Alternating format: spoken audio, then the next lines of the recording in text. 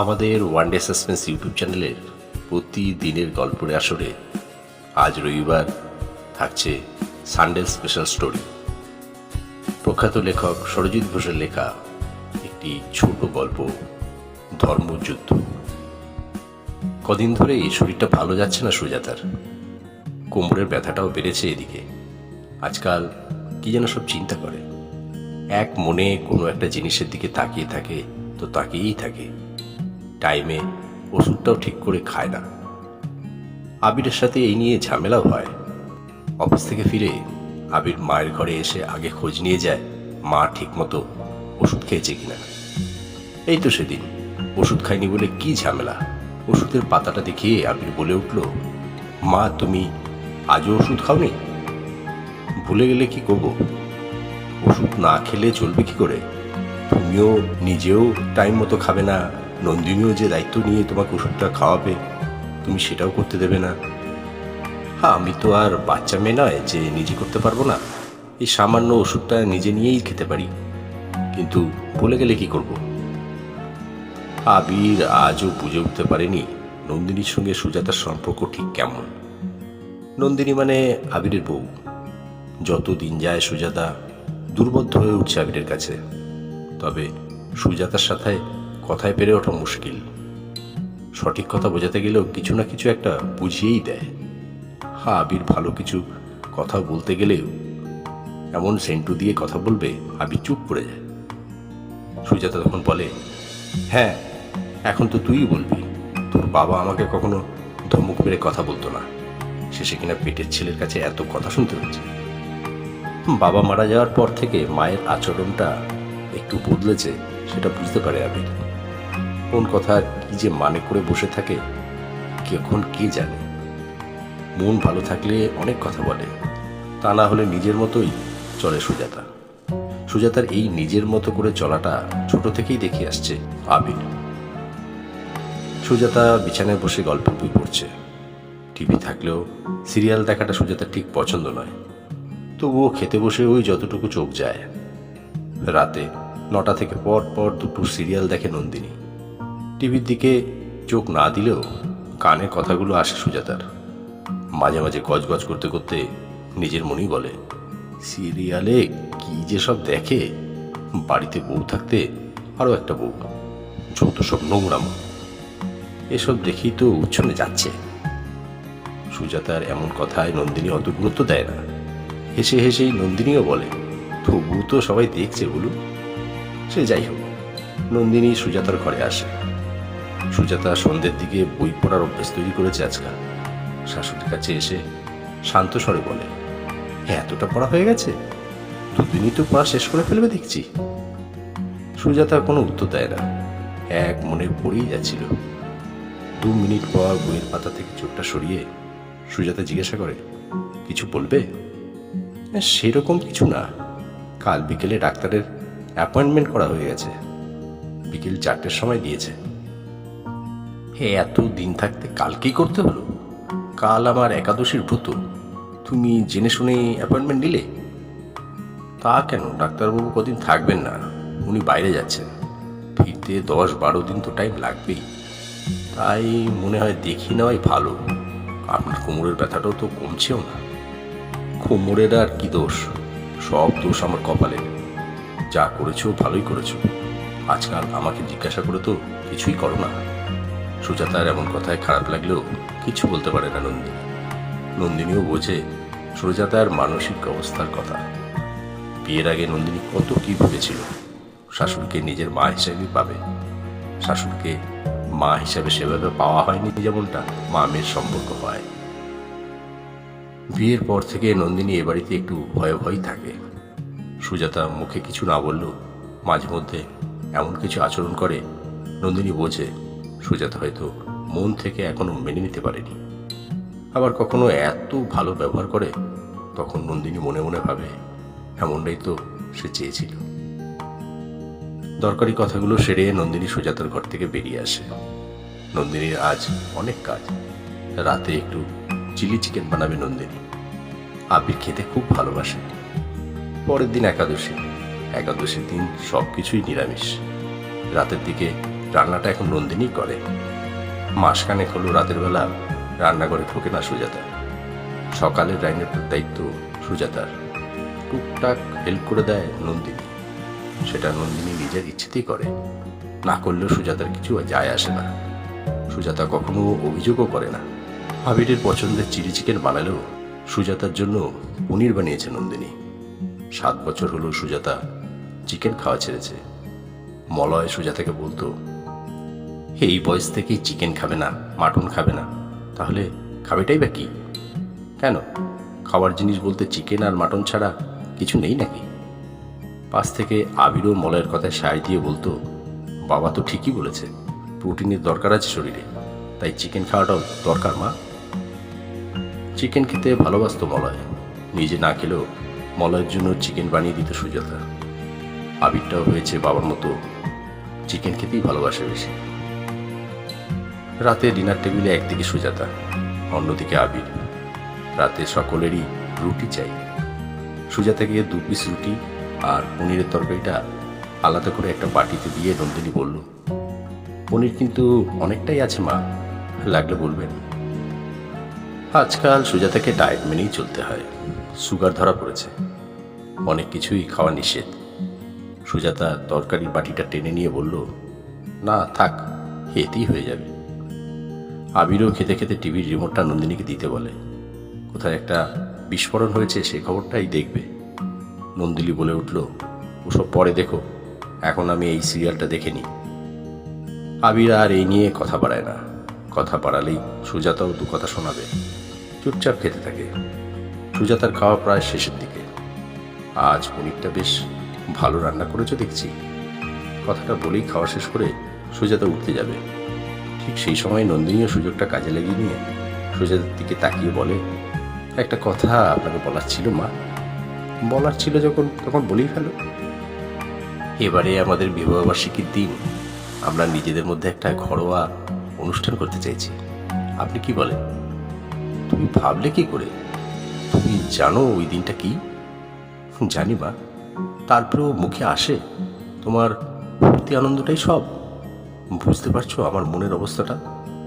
আবির, তোকেও বলি, ও না হয় পরের মেয়ে, ও এসবের কিছু বোঝে না। তুইও ছি, ভাবতে লজ্জা করছে তুই আমার ছেলে। আবির তখন খাওয়া শেষ করেছে। সুজাতার কথা শুনে আবির বলে, মা তুমি এতটা রিয়াক্ট করছো কেন? তুমি চাইলে হবে, না চাইলে হবে না। তার জন্য এতটা চিৎকার করার কোনো মানে হয় না। আমি জানি তোমার চিৎকার করাটাই যুক্তিসঙ্গত। রাগে গজগজ করতে করতে সুজাতা চলে যায় নিজের ঘরে। মলয়ের ছবির দিকে তাকিয়ে ভাবতে থাকে, এই পৃথিবীতে মানুষ যতদিন থাকে ততদিন তার মূল্য। মৃত্যুর পর কে আর কাকে মনে রাখে? সুজাতা বুঝতে পারছে মলয়ের স্মৃতি ঝাপসা হয়ে আসছে ছেলের কাছে। মনে পড়ছে 4 বছর আগের কথা। ছেলের বিয়ের সব দায়িত্ব নিজের হাতেই নিয়েছিল মলয়। একমাত্র ছেলের বিয়ে বলে কথা। সুজাতা মলয়কে বলেছিল, এতদিনে তোমার মনের ইচ্ছাটা পূরণ হবে। মলয় বলতো, বাড়িতে একটা মেয়ে না থাকলে ঘর মানায়? খুব শখ ছিল একটা মেয়ের। মানুষের পরিকল্পনা করে বটে, কিন্তু সবকিছুই চলে ওপরওয়ালার নিয়মে। তা না হলে ছেলের বিয়ের দিনই এমন অঘটন ঘটে। ছেলের বিয়েতে পড়বে বলে চিতপুর থেকে মলয় কিনে এনেছিল তসরের উপর কাজ করা পাঞ্জাবি। সুজাতা রসিকতা করে বলেছিল, বুড়ো বয়সে যত ঢং। মলয় হেসে ফেলেছিল সুজাতার কথা শুনে। বলেছিল, সুজি, ওই পাঞ্জাবিটা পরলে বয়স 20 বছর কমে যাবে। মলয় সুজাতাকে সুজি বলে ডাকত। সুজাতা বলতো, এত ভালো নামটাকে বিচ্ছিরি করে তুমিই ডাকো। ছেলের বিয়ের পর তুমি আর ওই নামে আর আমাকে ডাকবে না। বেশ বাবা বেশ, ওই নামে আর ডাকবো না। মলয় যে সত্যি আর ওই নামে কখনোই ডাকবে না, সুজাতা আদৌ বুঝতে পারেনি সেদিন। আবিরের বিয়ের দিন সন্ধ্যাবেলা সুজাতা আবিরকে বরণ করছিল। আবির বিয়ে করতে যাবে। মলয় সুজাতাকে তাড়া দিচ্ছিল, আরে গিন্নি তাড়াতাড়ি বরণ করে ছাড়ো, ওদিকে 8:30টায় লগ্ন, তাড়াতাড়ি পৌঁছতে হবে। বরণ পর্ব সেরে মলয় বর আর বরযাত্রী নিয়ে বেরিয়ে গেল। সে জানতো জীবিত মানুষটা বাড়ি ফিরবে মৃত মানুষ হয়ে। বিয়ের পর্ব চলছে। কত লোকজন, তারই মাঝখানে শুরু হয় মলয়ের বুকে ব্যথা। মলয় বলেছিল ও সামান্য ব্যাপার, প্রায়ই হয়, ওই গ্যাস থেকে। বেশিক্ষণ টাইমও দেয়নি। বুকে ব্যথাটা বেশি হতেই সঙ্গে সঙ্গে হসপিটালে নিয়ে গেলে ডাক্তার বলে ম্যাসি পাটা, সব শেষ হয়ে যায়। সুজাতার জীবনে নেমে আসে এক কালো অন্ধকার। ছেলের বিয়ের দিনেই ঘটে গেল এক অঘটন। পাড়া প্রতিবেশী আত্মীয় স্বজন সকলের মুখে তখন একটাই কথা, মেয়েটাই অপয়া, তা না হলে এমন ঘটনা ঘটবে কেন? সেদিনের বাড়ির পরিবেশটা খুব ভয়ঙ্কর ছিল নন্দিনীর কাছে। অনেকেই যখন দোষ দিচ্ছিল তখন শোক সামলে সুজাতা প্রতিবাদ করেছিল বটে। সুজাতা চিৎকার করে বলেছিল, কারোর জন্য কারো কিছু হয় না, নিয়তির হাতে বাধা আমরা। নতুন বউকে কেউ দোষ দিও না, আমার কপালের দোষ, বিধির বিধান কেউ খণ্ডাতে পারে না। নন্দিনীকে আত্মীয় স্বজনের রোষের হাত থেকে বাঁচিয়েছিল সুজাতা। সমাজে এখনো যা কিছু খারাপ ঘটে তার দায় এসে পড়ে একটা মেয়ের উপরই, তার দোষ থাকুক বা না থাকুক। নন্দিনী শ্বশুরবাড়িতে আগমনটা সুখকর হয়নি। নতুন বউকে বরণ করার জন্য মলয়ের কিনে দেওয়া লাল পাট গরদের বেনারসিরা পরা হয়ে ওঠেনি সুজাতার। শাড়িটা হাতে দিয়ে মলয় বলেছিল, তোমাকে এই শাড়িটা পরে শাশুড়ি হিসাবে খুব ভালো মানাবে। বউ সব কিছু ভুলে ওই দিনই অ্যানিভার্সারি পালন করবে, ভাবলেই যেন কেমন লাগে সুজাতার। রাত্রে মলয় এসেছিল সুজাতার ঘরে। সুজাতাকে দেখেই বলতে শুরু করলো, চেহারার কি হাল করেছ, টাইমে খাওয়া দাওয়া করো না, নিয়মিত ওষুধ না খেলে কতদিন চলবে বলো তো? আমার প্রতি অভিমান করে থেকো না, আমার জন্যই তো আবির আর বৌমার বৌভাতের অনুষ্ঠানটা হলো না। কত স্বাদ ছিল জানো, কত আনন্দ করব। আমার বন্ধুদের বলেছিলাম ছেলের বিয়েতে কবজি ডুবিয়ে খাওয়াবো, সব অপূর্ণ রয়ে গেল। সুজি, তুমি আমার একটা কথা রাখবে? ওদের বিবাহবার্ষিকীর অনুষ্ঠানটা তুমি নিজে হাতে দায়িত্ব নিয়ে করাবে? তুমি পারবে তো? কি হলো, করবে না? বলো, করবে তো? সুজাতা চিৎকার করে বলে ওঠে, আমি করব, আমি করব। সুজাতার চিৎকার শুনে পাশের ঘর থেকে আবির ছুটে আসে, সঙ্গে নন্দিনীও। কি হয়েছে মা, ভয় পেয়েছ? জল খাবে? সুজাতা জলের বোতলটা থেকে একটু জল গলায় দিয়ে গলাটা ভেজায়, তারপর বলে, কিছু হয়নি, স্বপ্ন দেখছিলাম। আজ আবির ও নন্দিনীর চতুর্থ বিবাহবার্ষিকী। আবির অফিস ছুটি নিয়েছে আজ, ছোট করেই একটা অনুষ্ঠান হচ্ছে। নন্দিনীর বাবা মাও এসেছে বাড়িতে, আনন্দীও এসেছে। আনন্দী নন্দিনীর খুব কাছের বন্ধু। অসীম আর অপরেশকে নিমন্ত্রণ করেছে সুজাতা। এই দুজন মলয়ের অভিন্ন হৃদয় বন্ধু। আবিরের দুজন বন্ধুও আজ আসবে। তুমি সেজে রেডি থেকো। নন্দিনীকে কথাটা বলে আবির স্কুটিটা নিয়ে বেরিয়ে যায় কেকটা আনতে। কেকটা অর্ডার দেওয়া আছে আবিরের অফিসের কাছাকাছি একটা দোকানে। আবির বের হওয়ার আগে সুজাতা অবশ্য বলেছিল, বাড়ির কাছাকাছি এত দোকান থাকতে 10 কিলোমিটার দূরে কেকের অর্ডার দিয়েছিস? আরে ওটা অর্ঘ বন্ধুর দোকান, অর্ঘই বলল ওখান থেকে নিতে। তাছাড়া অর্ঘও তো আসবে আজ, স্কুটিটা নিয়েই তো যাচ্ছি, ওই জন্যই আমি চালিয়ে নিয়ে আসবো। অর্ঘ কেকটা ধরে নিয়ে স্কুটির পিছনে বসবে। অনেক দিন পর সুজাতাও যেন একটু খুশি খুশি। সুজাতাই নিজে হাতে সব রান্না করেছে। 5 বছর আগে পুজোতে মলয়ের দেওয়া পিওর সিল্কটাই পরেছে সুজাতা। কালো রঙের সাউথ ইন্ডিয়ান সিল্কটা পরেছে নন্দিনী। খোপায় জুঁই ফুলের মালা। নন্দিনীকে খুব সুন্দর লাগছে। নন্দিনীর মা নন্দিনীকে দেখেই বলে উঠল, এত শাড়ি থাকতে কালো রঙের শাড়িটা পরা ঠিক হয়নি, কালো রঙটা আমার ঠিক পছন্দ নয়। এদিকে মলয়ের 2 বন্ধু চলে এসেছে বাড়িতে। অনেকদিন পর একসঙ্গে এতজন লোক বাড়িতে। সুজাতা তাই ভাবছে, কে বলবে মলয় নেই বাড়িতে। 2 বন্ধুর সাথে পাশের ঘরে গল্পের আসর জুগিয়েছে যেন। এদিকে 8টা বাজতে যায়। আবির কেক নিয়ে তখন ফেরেনি, বেরিয়েছে তো সেই সন্ধ্যা 6টায়। খুব বেশি দেরি হলে 7:30টার মধ্যেই ফিরে আসা উচিত। সেই জায়গায় ঘড়ির কাঁটা 8টা পেরিয়ে গেছে। নন্দিনী চিন্তা করতে করতে আবিরকে কল করে। আবিরের মোবাইল তো ড্রেসিং টেবিলের উপর পড়ে আছে। তাড়াহুড়োতে মোবাইলটাই ফেলে গেছে আবির। উপায় না দেখে অর্ঘকে কল করতে যাবে নন্দিনী, কারণ কেকটা নিয়ে ওরই আবিরের সাথে আসার কথা। সঙ্গে সঙ্গে অর্ঘ ফোন আবিরের মোবাইলে। অর্ঘ জিজ্ঞাসা করে, আবির কি বাড়ি থেকে বের হয়নি? আমি তো কেক নিয়ে 1 ঘন্টার উপর দাঁড়িয়ে আছি। এমন কথা শুনে নন্দিনী থ বলে, ও তো 6টার আগেই বাড়ি থেকে বেরিয়ে গেছে। সে কি, ও তো এখানে আসেনি?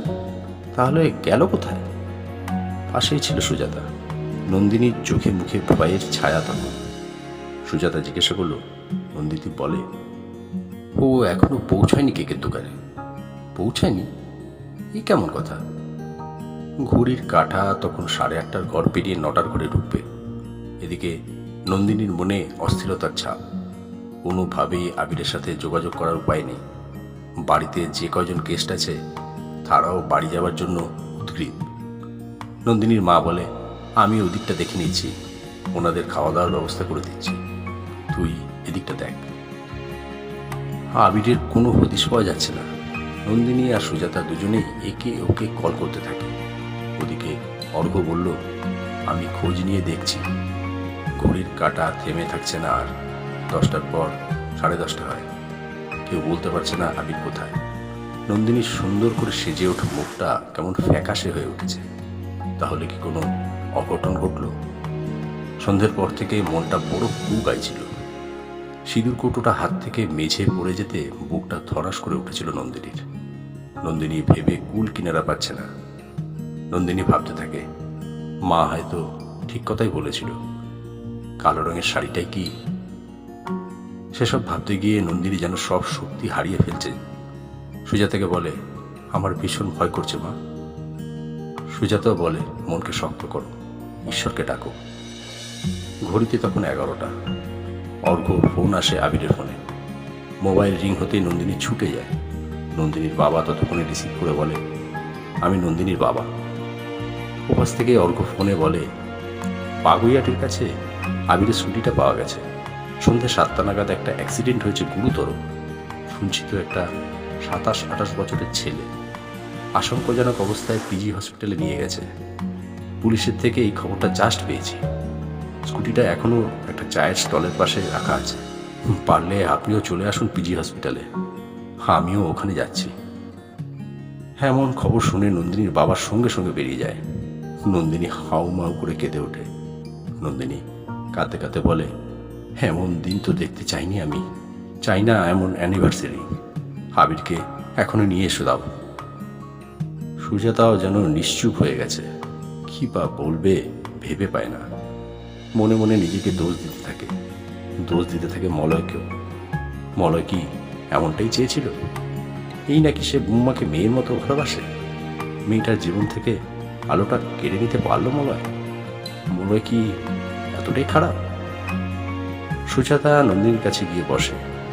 পাশে আছে নন্দিনীর মা। নন্দিনীকে কাছে টেনে নেয় সুজাতা। বুকে জড়িয়ে ধরে সুজাতা বলে, আমি ভুলছিলাম, হয়তো তোকে সেভাবে ভালোবাসতে পারিনি, কিন্তু বিশ্বাস কর মা, তোকে যে ভালোবাসি খুব, সেটা প্রকাশ করতেই পারিনি কখনো। পৃথিবীতে এত অঘটন ঘটে, কেউ কারোর জন্য দায়ী নয়। কপাল ছাড়া কিছু নেই রে। তারপর মলয়ের ছবিটার দিকে চোখ চলে যায় সুজাতার। রজনীগন্ধার টাটকা মালাটা গলায় পড়ে মলয় যেন হাসছে আর বলছে, সুজাতা, দুঃখের রাত বেশিক্ষণ থাকে না, তবে জীবনে কষ্ট আসে, ভেঙে পড়ো না। সব কিছু বিধির বিধান। বড় গাছটা ভেঙে পড়লে সেটা গাছটার উপর এসেই পড়ে। তোমাকে শক্ত হতে হবে। কত কাজ অপূর্ণ অবস্থায় ফেলে এসেছি, তোমাকে শক্ত হাতে ধরতে হবে। নন্দিনী তো অনেক ছোট, ওর জীবনে ভালোবাসার প্রয়োজন আছে। আজ এমন পরিস্থিতি তৈরি না হলে তুমিও বুঝতে পারতে না মেয়েটাকে তুমি কত ভালোবাসো। এই পৃথিবীর আপনজন যারা, তারা কেউই হারায় না, সবাই আছে। তোমাদের সবার সাথেই আমিও আছি। রাত 2টো। একটা আননোন নাম্বার থেকে ফোন আসে। আবিরের মোবাইলে রিং হচ্ছে। এত রাতে কার ফোন? নন্দিনী ফোন রিসিভ করে। ওপাশ থেকে ভেসে আসে একটা চেনা কণ্ঠ। আমি আবির বলছি।